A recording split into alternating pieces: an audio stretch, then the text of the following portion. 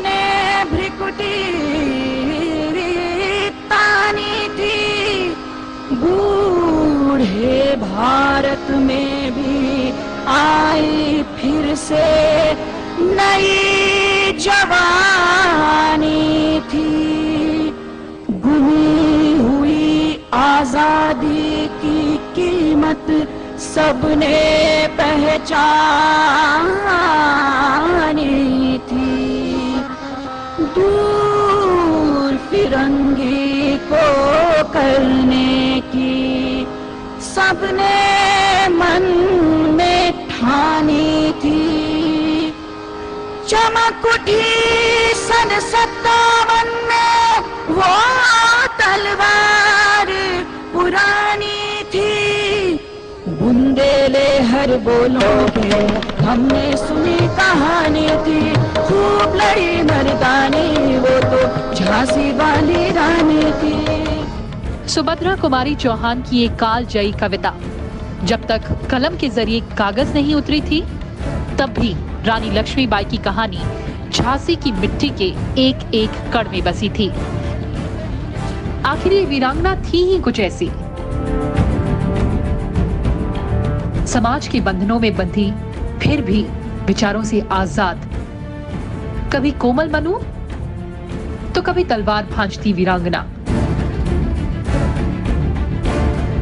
कभी राजा गंगाधर राव नेवालकर की पत्नी तो कभी झांसी के आगे दीवार बनकर खड़ी झांसी की रानी लक्ष्मीबाई।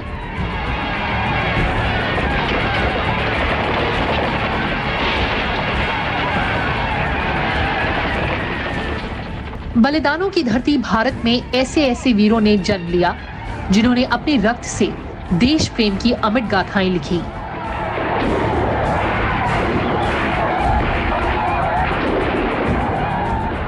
मां भारती को गौरवान्वित करने वाली वीरांगना लक्ष्मीबाई सच्चे अर्थों में ऐसी ही एक आदर्श वीरांगना थी। भारत को अंग्रेजों की दास्तां से मुक्त कराने के लिए 1857 में बड़ा प्रयास हुआ।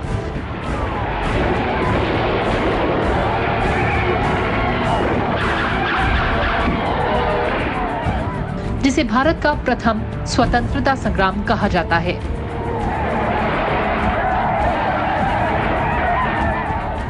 इसमें प्राणों की आहुति देने वाले योद्धाओं में वीरांगना महारानी लक्ष्मीबाई का नाम सबसे ऊपर माना जाता है। अंग्रेजों की शक्ति का सामना करने के लिए उन्होंने नए सिरे से सेना का संगठन किया और सुदृढ़ मोर्चाबंदी कर अपने सैन्य कौशल का परिचय दिया।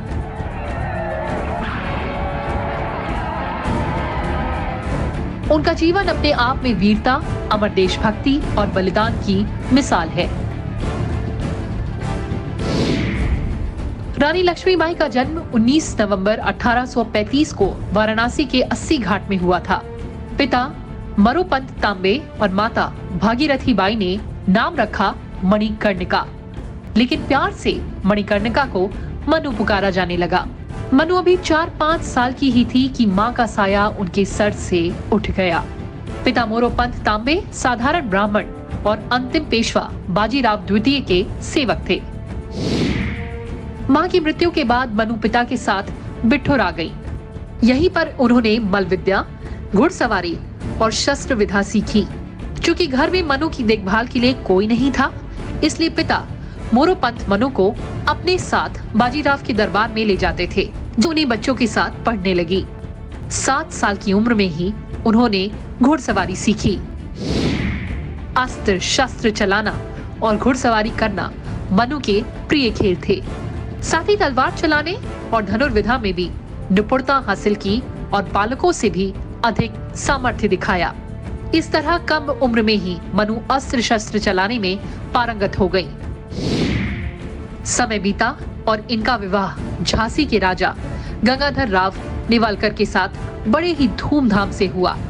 शादी के बाद मणिकर्णिका लक्ष्मीबाई के नाम से जानी जाने लगी। छंद विचारों वाली रानी को ये रास नहीं आया। उन्होंने किले के अंदर ही एक व्यायामशाला बनवाई और शस्त्र चलाने और घुड़सवारी के लिए आवश्यक प्रबंध किए। उन्होंने स्त्रियों की एक सेना भी तैयार की। राजा गंगाधर राव अपनी पत्नी की योग्यता से बहुत प्रसन्न थे। सन 1851 में रानी लक्ष्मीबाई ने एक पुत्र को जन्म दिया। संपूर्ण झांसी आनंदित हो उठा और उत्सव मनाया गया, लेकिन ये खुशी अल्पकालिक ही थी।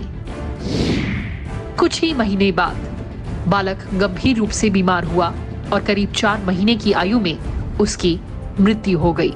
झांसी शोक के सागर में डूब गई। फिर 1853 में राजा गंगाधर राव का स्वास्थ्य बिगड़ने लगा तो दरबारियों ने उन्हें पुत्र गोद लेने की सलाह दी। अपने ही परिवार के 5 साल के एक बालक को उन्होंने गोद लिया और उसे अपना दत्तक पुत्र बनाया। इस बालक का नाम दामोदर राव रखा गया। पुत्र गोद लेने के बाद दूसरे ही दिन राजा राजकाज देखने का फैसला किया, लेकिन अंग्रेज शासन उनका राज्य छीन लेना चाहता था। हालांकि रानी ने जितने दिन शासन किया बहुत ही सूझबूझ के साथ प्रजा के कल्याण के काम करती रही और ब्रिटिश कंपनी का हिस्सा बना लिया। अब उनकी नजर झांसी पर थी। गंगाधर राव की मौत के बाद झांसी को भी खत्म करने के लिए लॉर्ड डलहौजी ने साजिश रची। बुझा दीप झांसी का तब डलहौजी मन में हर्षाया। राज्य हड़प करने का उसने ये अच्छा अवसर पाया। फौरन फौजें भेज दुर्ग पर अपना झंडा फहराया। लावारिस का वारिस बनकर ब्रिटिश राज झांसी आया। अश्रुपूर्ण रानी ने देखा, अश्रुपूर्ण रानी ने देखा झांसी हुई वीरानी थी। बुंदेले हर बोलों के हमने सुनी कहानी थी। खूब लड़ी मर्दानी वो तो झांसी वाली रानी थी।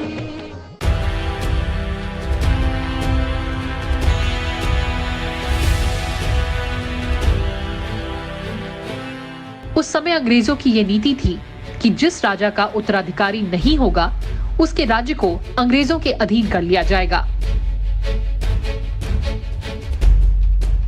अंग्रेजों ने हड़प की नीति के तहत दामोदर राव को झांसी का वारिस मानने से इनकार कर दिया और झांसी को विलय करने का आदेश जारी किया। आदेश के मुताबिक झांसी का शासन मेजर एलिस के अधीन कर दिया गया। 13 मार्च 1854 को रानी लक्ष्मीबाई को यह आदेश मिला, जिस पर लक्ष्मीबाई का जवाब था, मैं अपनी झांसी नहीं दूंगी। इस हालात में क्या किया जाए ये जानने के लिए लक्ष्मीबाई ने ऑस्ट्रेलियाई बैरिस्टर जॉन लैंग से सलाह मांगी।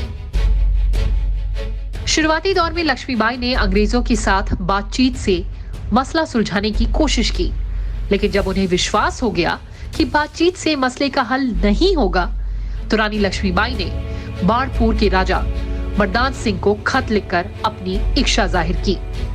उन्होंने लिखा कि विदेशियों की गुलामी में रहना अच्छा नहीं है, उनसे लड़ना बेहतर है। हम फौज की तैयारी कर रहे हैं क्योंकि अंग्रेजों से लड़ना बहुत जरूरी है। दरअसल रानी लक्ष्मीबाई का मानना था कि झांसी रियासत पर उनका हक है और अपने हक के लिए उन्हें लड़ना पड़ेगा। उस समय भारत के बड़े भूभाग पर अंग्रेजों का शासन स्थापित हो चुका था और वो झांसी को भी अपने अधीन करना चाहते थे। अंग्रेजों को लगा कि रानी लक्ष्मीबाई स्त्री है और वो प्रतिरोध नहीं करेंगी, लेकिन रानी के कदम से अंग्रेज तिलमिला उठे। रानी ने भी युद्ध की पूरी तैयारी की। किले की प्राचीर पर तोपें रखवाई। रानी ने अपने महल के सोने और चांदी के सामान तोप के गोले बनाने के लिए दिए। रानी के किले की प्राचीर पर जो तोपें थीं, उनमें कड़क बिजली, भवानी शंकर, धन गर्जन और नालदार प्रमुख थीं। रानी ने किले की मजबूत किलाबंदी की।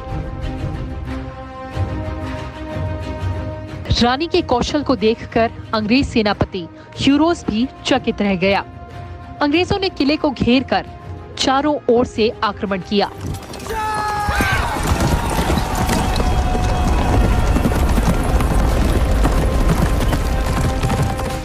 अंग्रेज 8 दिनों तक किले पर गोले बरसाते रहे, लेकिन किला जीत ना सके।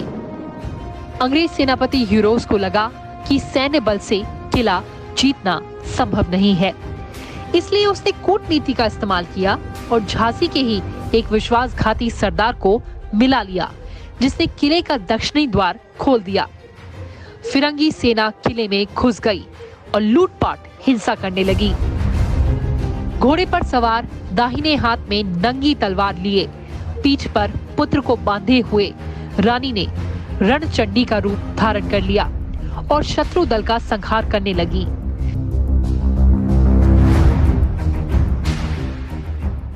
झांसी के वीर सैनिक भी शत्रुओं पर टूट पड़े।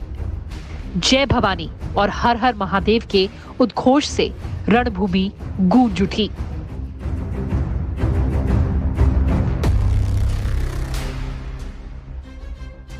लेकिन झांसी की सेना अंग्रेजों की तुलना में छोटी थी।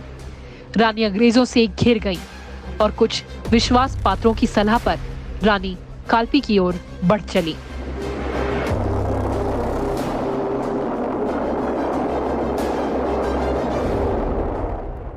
लगातार 24 घंटे और 102 किलोमीटर तक सफर तय करने के बाद लक्ष्मीबाई कालपी पहुंची। कालपी के पेशवा ने स्थिति का आकलन कर लक्ष्मीबाई की सहायता करने का निर्णय लिया।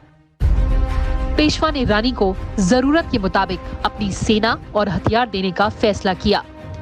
ह्यूरोज ने कालपी पर आक्रमण कर दिया। इस आक्रमण का सामना झांसी की रानी ने पूरी दृढ़ता से किया। यहां तक कि ब्रिटिश सेना भी उनके इस आक्रमण से घबरा गई थी। लेकिन दुर्भाग्यवश ह्यूरोज ने कालपी पर अधिकार कर लिया। जब कालपी छिन गई तो रानी लक्ष्मीबाई ने तात्या टोपे के सहयोग से सिंधिया की राजधानी ग्वालियर पर हमला बोला, जो अपनी फौज के साथ कंपनी का वफादार बना हुआ था। लक्ष्मीबाई ने युद्ध कर सिंधिया की सेना को हरा दिया। रानी लक्ष्मीबाई और उनके सहयोगियों ने नाना साहब को पेशवा घोषित कर दिया और महाराष्ट्र की तरफ से धावा बोलने का मंसूबा बांधा ताकि मराठों में भी विद्रोह की ज्वाला फैल सके। ह्यूरोज और उसकी फौज ने रानी लक्ष्मीबाई के विजय रथ को रोकने के लिए जी तोड़ कोशिश की और ग्वालियर पर फिर से कब्जा कर लिया। अंग्रेज सेना ने मुरार कोटा की 2 लड़ाइयों में भी रानी की सेना को पराजित किया। अंग्रेज सेना संपूर्ण शक्ति से रानी का पीछा करती रही और आखिरकार वो दिन भी आ गया जब ग्वालियर में 18 जून 1858 को आखिरी बार अंग्रेजों और रानी लक्ष्मीबाई का सामना हुआ। रानी लक्ष्मीबाई ने इस युद्ध में वीरता का परिचय दिया।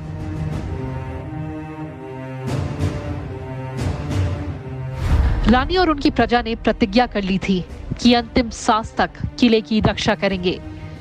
रानी अकेले ही अपनी पीठ के पीछे दामोदर राव को कसकर घोड़े पर सवार हो गईं। रानी के रण कौशल से अंग्रेज थर्रा गए। रानी ने घोड़े की लगाम अपने दांतों में थामी और दोनों हाथों से तलवार चलाते हुए आगे बढ़ना शुरू कर दिया। रानी ने अपना घोड़ा दौड़ाया, पर दुर्भाग्य से मार्ग में एक नाला आ गया। घोड़ा नाला पार न कर सका। तभी अंग्रेज घुड़सवार वहां आ गए। एक ने पीछे से रानी के सिर पर प्रहार किया, जिससे उनके सिर का दाहिना भाग कट गया। उसी समय दूसरे गोरे सैनिक ने संगीन से उनके हृदय पर वार कर दिया।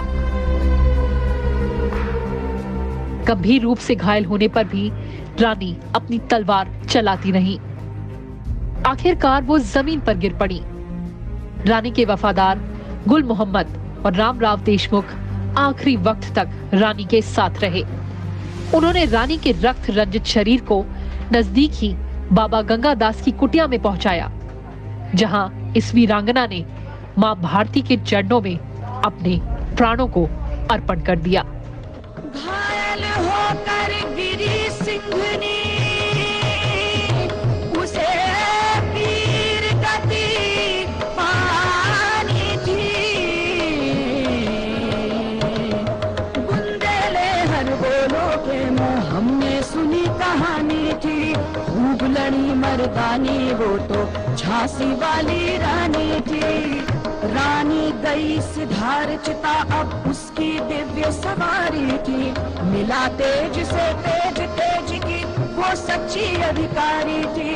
अभी उम्र कुल 23 की थी, मनुज नहीं अवतारी थी, हमको जीवित करने आई बन स्वतंत्रता नारी थी।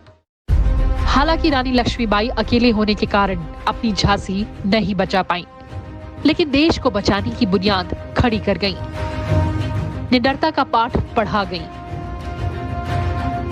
उनके साहस और पराक्रम का अंदाजा जनरल ह्यूरोस के इस कथन से लगाया जा सकता है कि अगर भारत की 1% महिलाएं रानी लक्ष्मीबाई की तरह आजादी की दीवानी हो गईं, तो हम सबको ये देश छोड़कर भागना पड़ेगा। कल्पना कीजिए, एक महिला जिसकी पीठ पर नन्हा बालक हो, उसके मुंह में घोड़े की लगाम हो और उसके दोनों हाथों में तलवार। शायद हाँ, हमारे लिए ये कल्पना करना इतना मुश्किल भी नहीं है, क्योंकि हमने उनकी मूर्तियां देखी हैं, उनकी ऐसी तस्वीरें देखी हैं। लेकिन ये कोई मूर्ति नहीं है, कोई तस्वीर नहीं है, किसी वीर रस के कवि की कल्पना भी नहीं है, ये हकीकत है। शायद इसीलिए वो आज भी जिंदा हैं और हमेशा जिंदा रहेंगी। वो केवल इस देश के लोगों के दिलों में नहीं, बल्कि वो जिंदा हैं अपने विरोधियों के दिलों में, उन अंग्रेजों के दिलो दिमाग में जिनसे उन्होंने लोहा लिया था। ये सच है कि अंग्रेज रानी लक्ष्मीबाई से जीत गए थे, लेकिन वो जानते थे कि वो इस लड़ाई को जीतकर भी हार गए थे।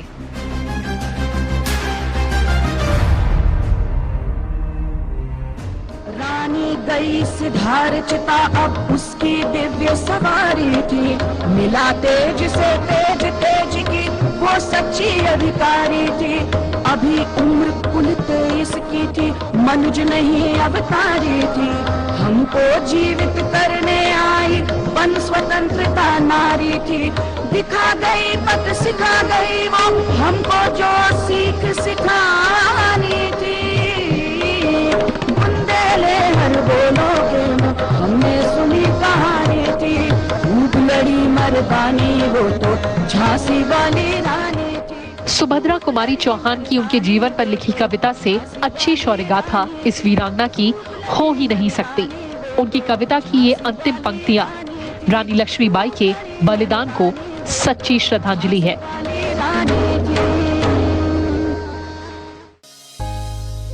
जाओ रानी, याद रखेंगे ये कृतज्ञ भारतवासी, ये तेरा बलिदान जगावेगा स्वतंत्रता अविनाशी।